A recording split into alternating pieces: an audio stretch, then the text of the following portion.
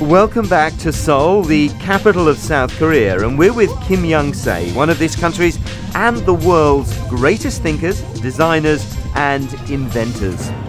While I was there, Seoul was staging a special design Olympiad, a unique event aimed at focusing the world's attention on the importance of design. My mission was to bring Korea the design philosophy, the roots of design. And it looks like it's getting there now, finally. Right. Yeah. Finally, they are taking my message. And it's good because I think for the future of Korea, design should be the most essential future power. And in fact, President Lee Myung-bak came here also.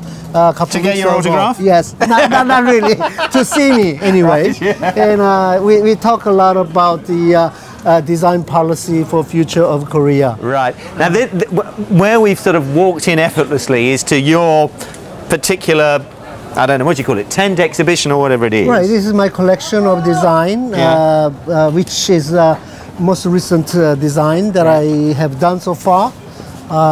This one here, this is your mobile phone. Yes. Now I understand that was really quite famous. Is that right? It is very world famous design. As you can see, this is first of any kind that happens to turn the LCD display 90 degrees. Lots of people have mobile phones. Right. What is it that makes sort of a good mobile phone great from a design point of view?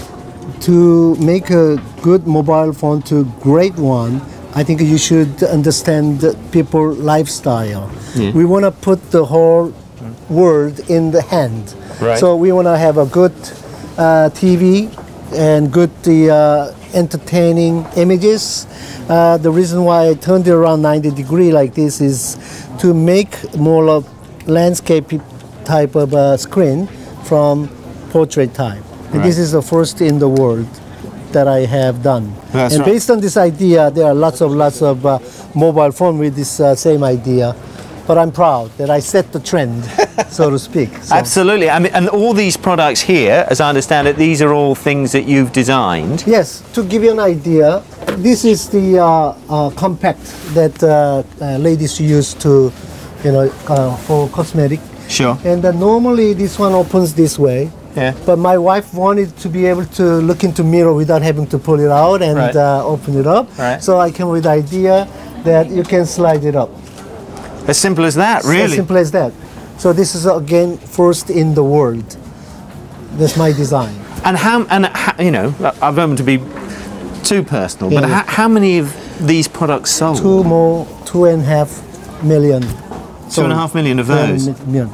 I designed for one, which is my wife. But there were 2.5 more million women who felt the same, who liked it as well. So now it's out to many, many millions of people. By the way, this is also an interesting product that I did. Bill Gates from Microsoft loved it. Right. So he introduced this. What design. is it exactly? This is an MP3 player, hard disk type, But when I first designed it, he loved it, so he showed it to public at the Consumer Electronics Show in Las Vegas, I think year 2002 or something. So that was another breakthrough product? Another breakthrough product, because it was in hands of Mr. Gates, who happens to be the most rich person in the world. That's a good person to impress, there's no question. Then he pointed out as such that can lead the future digital trend, I can see that they are simple but brilliant ideas. Is there a philosophy behind the whole thing? My philosophy is that I design as if I design for the person that I love, that I care. So it can be my kids, my wife, the people around me. So that small idea makes the big deal. Because when I can make one person real happy about my design, there are more than millions behind her, behind him. So the key is to get something that somebody will love. Exactly. And then everybody will love it. Exactly. Focusing on one. The so-called Design Olympiad was being held in the same stadium that housed the 1988 Olympic Games. Yet another symbol of the way this man has brought design into the mainstream.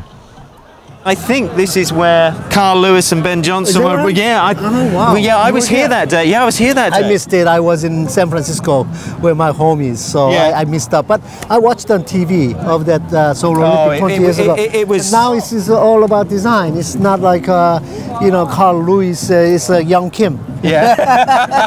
It's a different time of year, and 20 years later. This is a stereotype that some people have, that say that obviously, Seoul, Korea and Asia, enormously successful, but not necessarily the most creative, not the most imaginative. Is that fair? There are many designers very, very strong from Korea, and lots of artists, musicians, and movies and all that. So creative side of Korea is becoming more and more strong. Well, I must admit, I sort of have seen a lot of Korean drama, and Korean drama I know is enormously popular in Asia. Right. Why Korea? Why Seoul? Why is it happening here? I think Koreans are more individually creative than others, perhaps. There are two brains, left side, right side. One's supposed to be logical side, the other one's supposed to be emotional side. When it becomes total balance, then there's a best design. I think Koreans is good in emotional side. So if they combine with the technology side, with the emotional side, they can make a creative product. Kim YoungSe has now turned his mind to designing several ranges of different household products for supermarkets around the world. He never seems to stop. Another thing that I've read about you is that you never have a sort of pen and paper with you.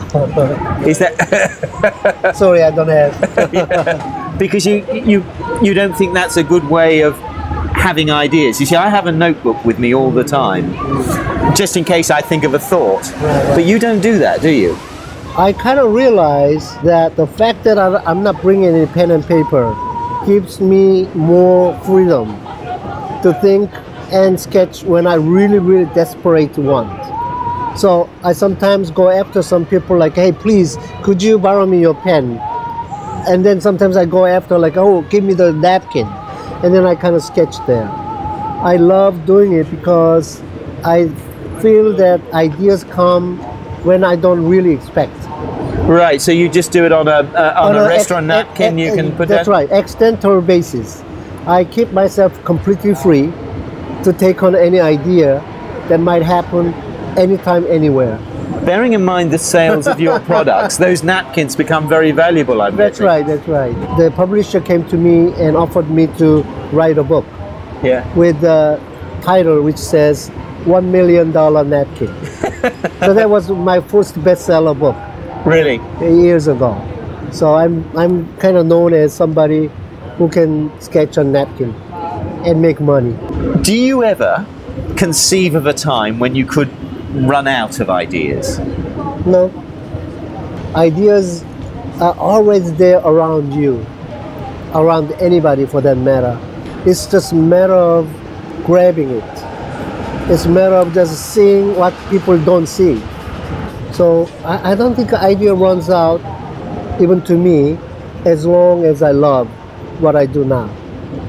You clearly do love what you're doing now. It's been an absolute pleasure meeting you. Thanks ever so much. It's been a great day. Thanks for being on the program. Thanks a lot.